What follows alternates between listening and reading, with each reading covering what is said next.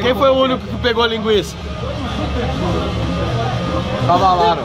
Olha o cavalaro. Até as duas. Levei até as duas. Muito pouco. Meu pneu.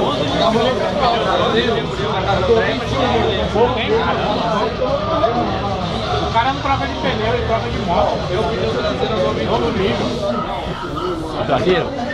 Ó a cara do bobão agora, fica 1.500, como é que é?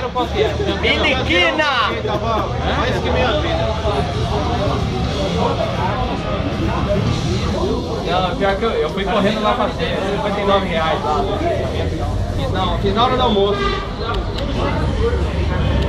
Dá pra dar uma olhada por aqui.